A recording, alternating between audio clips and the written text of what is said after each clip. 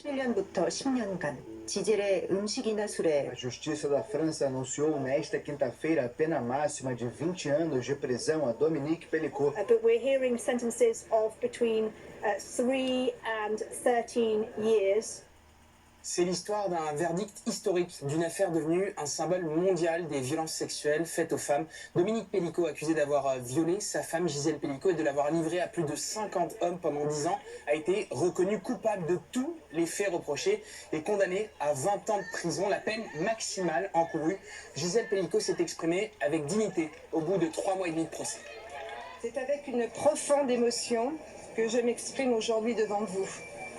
Ce procès a été une épreuve très difficile et à cet instant, je pense en premier lieu à mes 3 enfants. Je pense aussi à toutes les autres familles touchées par ce drame. Je pense enfin aux victimes non reconnues, dont les histoires demeurent souvent dans l'ombre.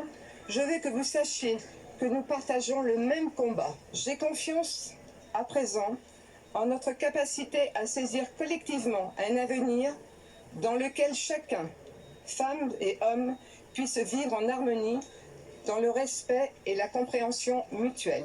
La justice a ajouté à Dominique Pellicot une période de sûreté des 2/3 de ses 20 ans de réclusion. Plus de 200 viols ont été dénombrés sur Gisèle Pellicot. Il a été aussi condamné pour tentative de viol et viol aggravé sur la femme d'un co-accusé, mais aussi pour la captation d'images à caractère sexuel concernant sa fille Caroline Darian et ses ex-belles-filles. Lors du jugement, Dominique Pellicot, debout, n'a pas exprimé la moindre émotion. Monsieur Pellicot n'était pas forcément le chef d'orchestre et les autres n'étaient pas les musiciens.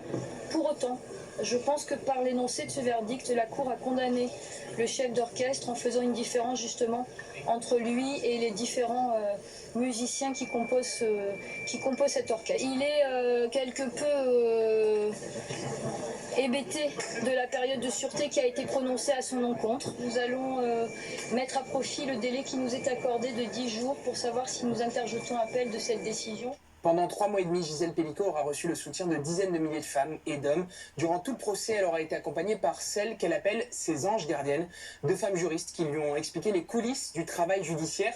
Ces femmes ont vu l'état d'esprit de Gisèle Pellicot évoluer avec le temps.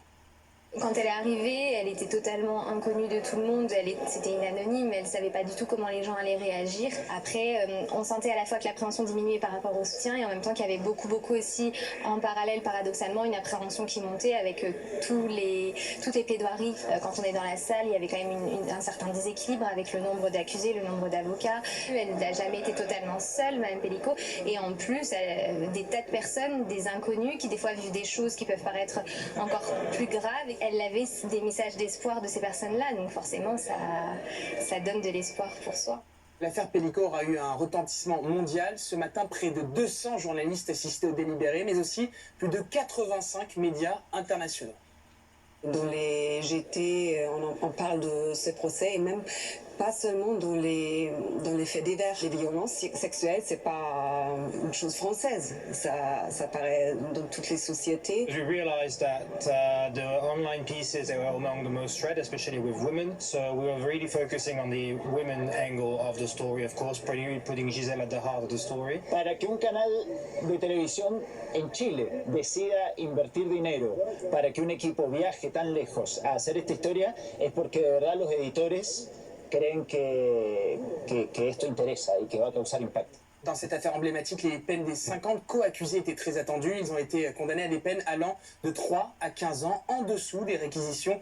Les 3 enfants Pellicot se sont dit déçus par ces condamnations. Sur le parvis de la cour criminelle du Vaucluse, c'était un sentiment de colère qui régnait, comme l'ont constaté Oran Haas et Audrey Payas.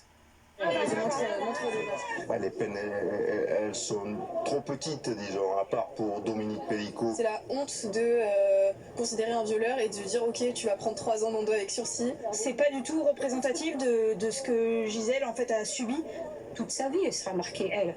Et lui, 20 ans, qu'est-ce que ça fait 20 ans? Là, il y avait des preuves, il y avait des vidéos, mais qu'est-ce qu'il leur faut de plus? On se dit comment est-ce que toutes les autres vont être traitées?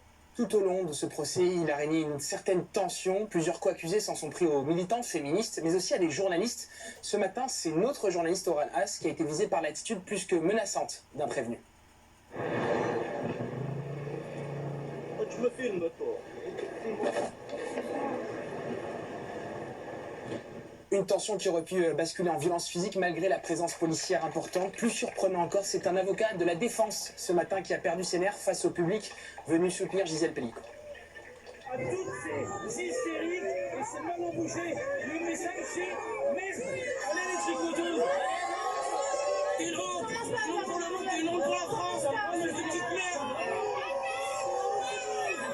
Regardez-les, c'est des furies. Vous savez qui c'est les tricoteuses? Je vous l'explique, pendant la Révolution, c'est des femmes qui étaient assises en face de la guillotine, qui se tricotaient et qui n'attendaient qu'une chose, que la guillotine tombe sur la tête des révolutionnaires. Je suis misogyne, c'est-à-dire que j'aime pas les femmes. Je comprends pas ces préjugés. Je trouve ça normal que ces gens-là demandent 20 ans pour tout le monde, alors que la plupart des gens, à part le mari, sont pour moi des pauvres personnes. À l'issue du verdict, 18 accusés vont rester en détention, 23 autres dormiront dès ce soir en prison, 3 mandats de dépôt à effets différents ont été décernés pour raison de santé, 6 accusés ressortent libres avant leur aménagement de peine. Voilà, et merci à Oran Haas et Audrey Payas qui ont suivi cette journée et ce verdict pour cet avou. Patrick. Ce que vient de dire Mohamed résume largement la tonalité des décisions du tribunal. Tous les condamnés vont en prison, y compris ceux qui comparaissaient libres. Les peines sont à peu près conformes à ce qui est délivré dans ce type d'affaires, même si certaines peines sont inférieures aux réquisitions qui avaient été demandées par le procureur. Dominique Pelicot va mourir en prison, c'est une certitude. Il a 70 ans et il fera 15 ans, c'est ça? 20 ans. Les deux